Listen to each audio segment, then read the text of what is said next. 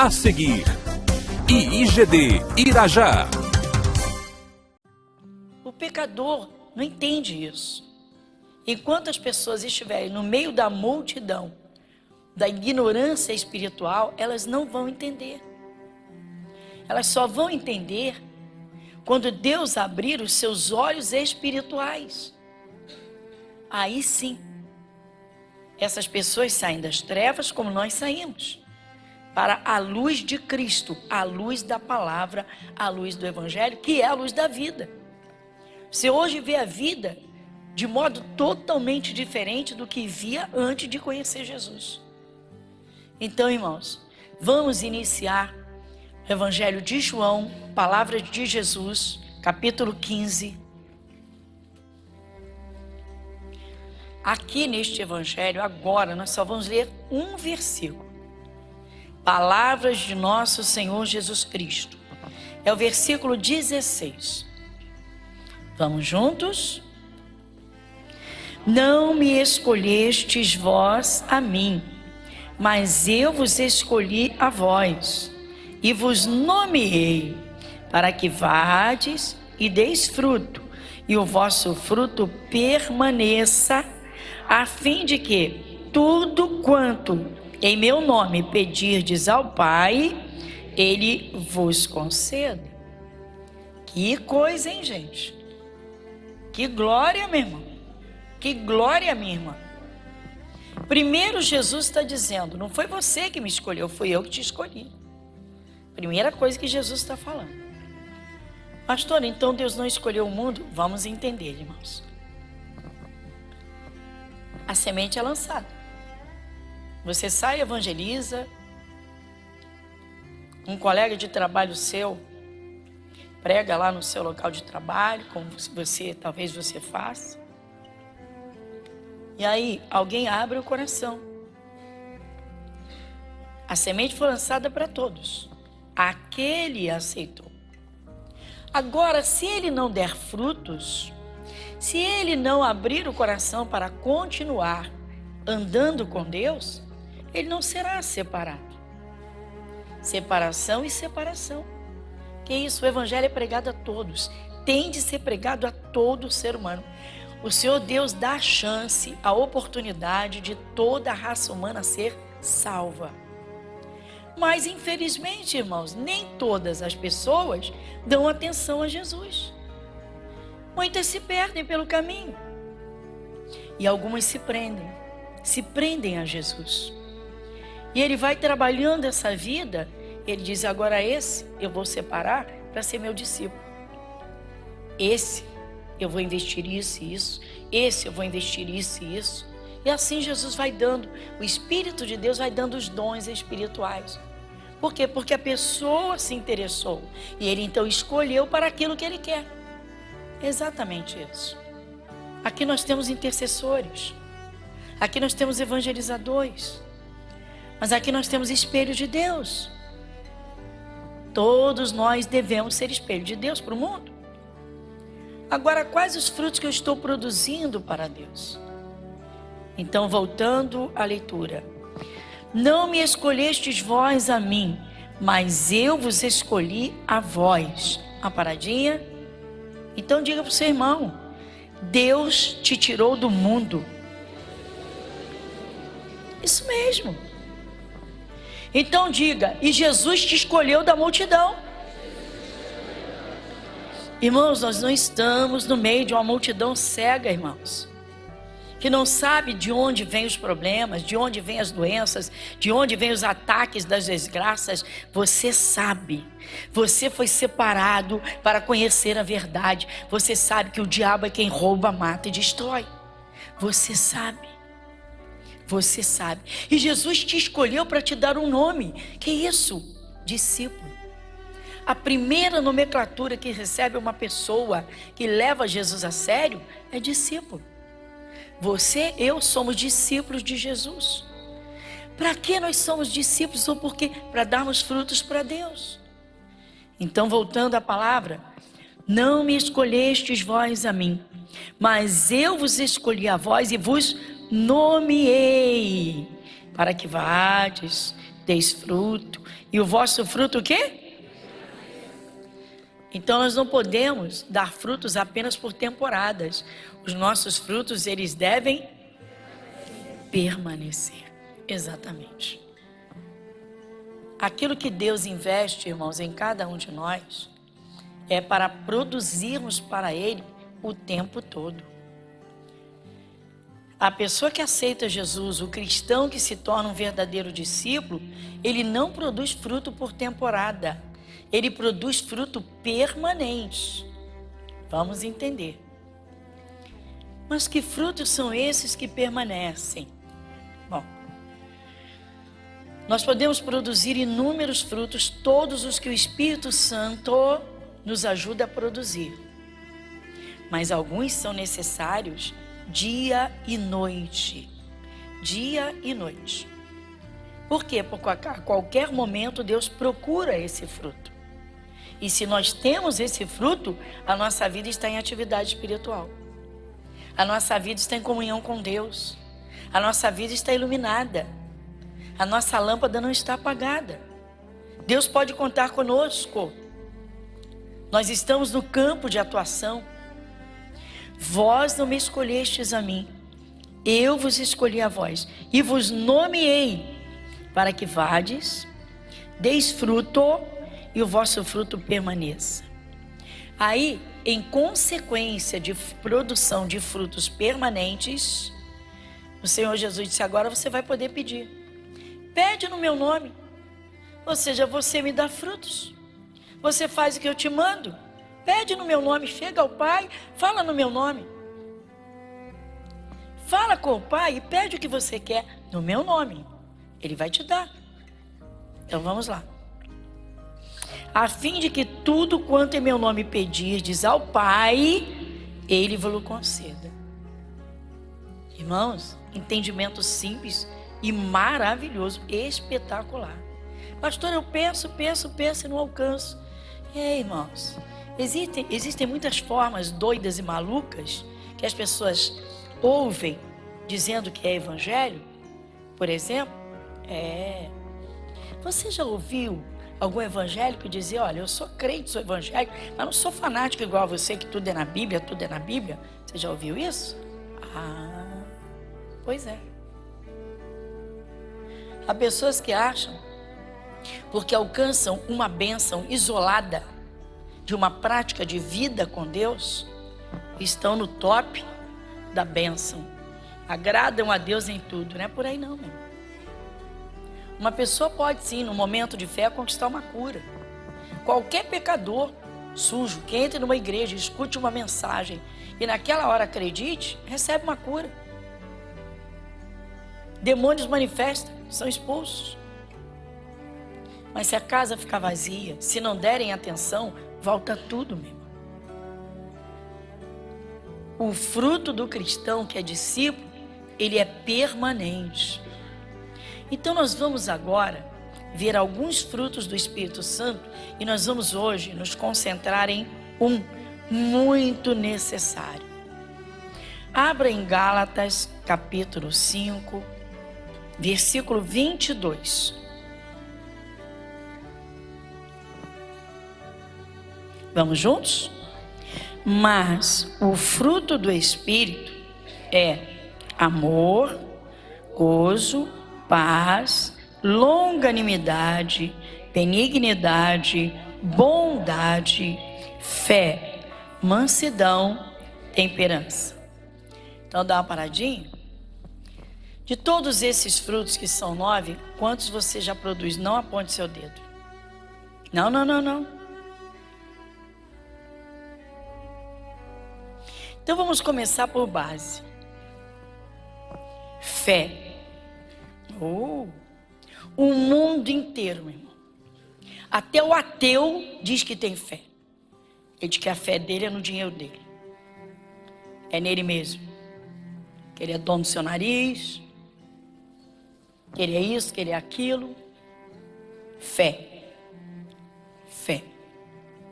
Só tem um meio pelo qual a verdadeira fé entra no coração de uma pessoa. Qual é esse meio? Ouvir a palavra de Deus. Exatamente. Hoje você tem uma Bíblia, você tem o testamento de Deus que te esclarece a respeito de tudo. Tudo que se precisa, irmãos. É incrível. O Espírito Santo reuniu nesse conjunto dos 66 livros da Bíblia tudo de que se precisa para a vida terrena, vida material, como chamamos vida secular, como vida espiritual, para a vida terrena aqui, como para a vida eterna. O que Deus quis, Ele reuniu nesses 66 livros. Mas se não houver uma atenção, porque não é para se entender tudo, ninguém jamais vai entender tudo, mas o que precisamos, o que cada um precisa, o que cada ser humano precisa, em todas as áreas da sua vida, está aqui na Bíblia Sagrada. Então vamos ao fruto fé. Muitos cristãos, irmãos, produzem esse fruto por temporada. Não produzem permanentemente. Por quê? Porque não alimentam. Assim como o teu corpo precisa de comida, de alimentos, para você estar bem, saudável, de pé, assim o teu espírito precisa de Deus e a tua fé precisa de alimento. Uma fé não alimentada cada dia, ela pode enfraquecer e no momento mais necessário, ela faltar. Pode ser uma pessoa que vive de fé durante 250 dias no ano, mas os outros não. 363 viveu de fé, mas em 2 dias de fraqueza, o mal atacou e essa pessoa não resistiu. Ela não se posicionou, ela não contra-atacou, ela não usou armas espirituais, ela não usou o poder de Deus. Que isso, pastora? Vamos lá? Vamos no Evangelho de Mateus, no capítulo 8, iniciando no versículo 23. Terceira passagem bíblica que nós estamos observando hoje. Vamos lá. O título diz: Jesus apazigua a tempestade. E entrando ele no barco, seus discípulos o seguiram. E eis que no mar se levantou uma tempestade tão grande que o barco era coberto pelas ondas. Ele, porém, estava dormindo. E os seus discípulos, aproximando-se, o despertaram, dizendo: Senhor, salva-nos, que perecemos. E ele disse-lhes: Por que temeis, homens de pequena fé? Então, levantando-se, repreendeu os ventos e o mar, e seguiu-se uma grande bonança. E aqueles homens se maravilharam, dizendo: Que homem é este, que até os ventos e o mar lhe obedecem? Qual foi a pergunta que Jesus fez para eles? Qual foi a pergunta que Jesus fez? Por que temeis, homens de pequena fé? Então, irmãos, hoje nós vamos tratar desse assunto tão simples, mas ao mesmo tempo tão necessário. Uma das coisas mais necessárias à vida de um cristão, de um discípulo, que quer vencer todas as adversidades nos seus momentos, que quer conquistar cada bênção que Deus preparou para ele, que não quer permitir, que não deixe o diabo brincar com a sua vida, é exatamente este: alimentar a fé cada dia, porque o mal não marca no calendário e te avisa o dia que vai chegar. A seta do diabo não tem data, não tem hora no relógio, não tem um cronômetro. Quando ataca, você precisa estar firme na fé para resistir e rechaçar. Ninguém precisa usar a fé quando tudo está bem, mas ela precisa estar alimentada. O erro de muitos filhos de Deus é esse. que significa alimentar a fé? Significa você estar alimentado pela palavra de Deus em todo o tempo, cada dia. Cada dia. Mesmo que esteja tudo às mil maravilhas. Esse é um erro de muitos evangélicos. Quando as coisas estão bem, são passeios, são viagens, muitas festas, muita vida social, muitas distrações. E aí o diabo, meu irmão, que não perde tempo, que rodeia, observa, pá, vai e ataca. É o sintoma, é um mal que aparece, é alguém que se levanta violentamente para acabar, para tirar do lugar. É um chefe que se levanta contra o empregado. O empregado está desprovido de fé, fica revoltado. Alguns saem do seu lugar porque não alimentam a sua fé no tempo certo. Um aluno precisa de fé quando os professores se agradam dele e ele está entendendo a matéria às mil maravilhas e as notas estão maravilhosas e excelentes. Precisa de fé, a coisa está correta. Ele precisa de fé quando o professor se levanta contra ele. E ele sabe que o professor vai pegar qualquer falha para atrasar a vida dele. Isso acontece ou não acontece? Sim ou não? Vamos ser sinceros, meu irmão. O cristão não pode ser covarde. Eu quando cursava direito, tive um professor que quando eu me apresentei como pastor, ele me mudou completamente. Por quê? Porque ele gostava de soltar os palavrões dele soltos e à vontade na sala de aula. E ele não se sentia confortável com a minha presença. A minha presença incomodava. Foi terrível. Você está pensando que foi fácil? Não foi, não. Percebia-se literalmente a perseguição e a raiva. Chegava a trincar os dentes. Ele não gostava nem de falar o meu nome na ficha de chamada. Trincava os dentes. Passava a 200 por hora.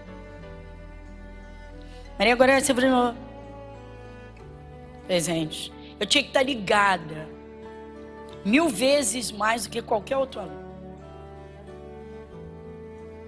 E foi. Só pelo fato de ser pastor. Só por isso. O pessoal disse, ó, esse aí é. Ou seja, você já entendeu. É o garoto que é o sujeito que gosta das garotinhas. Então gosta de soltar os gracejos, soltar palavrão. Pessoa mais madura já fica pastor então. E aí? Foi brincadeira mesmo. Foi oração para valer. Busca. Teve um dia, o cidadão cismou de perguntar para mim. Tá. Colocou a matéria e virou, explica isso assim, assim. E eu falei, eu ia conversar com o senhor hoje exatamente sobre isso. Eu não entendi essa matéria. Como não entendeu? Professor, o senhor sabe por que o senhor está aí de pé e eu estou aqui sentada? Eu sou aluna. Professor é o senhor. Eu estou aqui para aprender. Baixou a cabeça. Entre as duas mãos, eu tenho essa cena como se fosse hoje.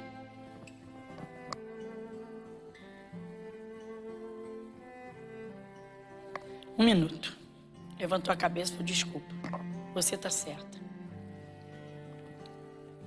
Só falei isso, falei mais nada. Eu disse, é por isso que o senhor está em pé. E eu estou sentado. Eu estou aqui para aprender.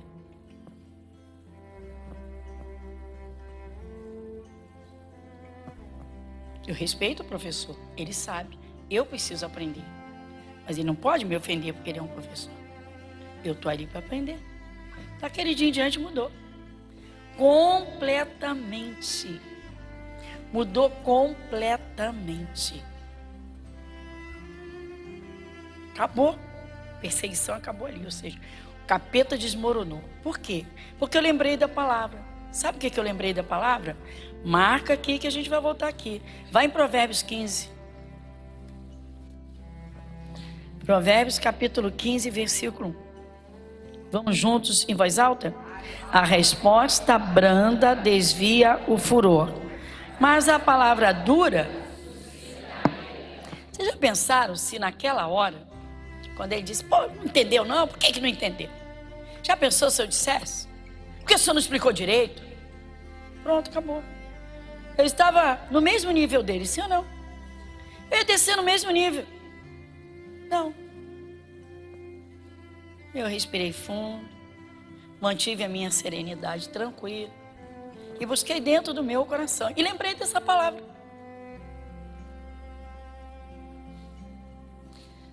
E foi exatamente nesse tom que eu disse. Professor, você sabe por que o senhor tem pé aí, eu sentado aqui? Eu sou aluna, o senhor é professor. Eu estou aqui para aprender. Eu estou aqui para aprender com o senhor. Acabou, meu irmão. Eu me coloquei no meu lugar, sou aluna. Eu ensino na igreja, mas lá eu estava para aprender. A Bíblia diz que a humildade precede a honra. Eu falei, eu estou no meu lugar. Acabou, meu irmão. Ele sentiu o que muitos alunos não fizeram sentir: respeito. Ele merece respeito com toda a linguagem suja dele. Ele era o professor e o aluno. Mas muito aluno não tem a fé para usar o poder da palavra. Não é no grito. Fé não é no berro. É para cada momento, do modo certo, da forma certa, com o tempero certo. Igreja Internacional da Graça de Deus, Avenida Monsenhor Félix, 1120, Irajá.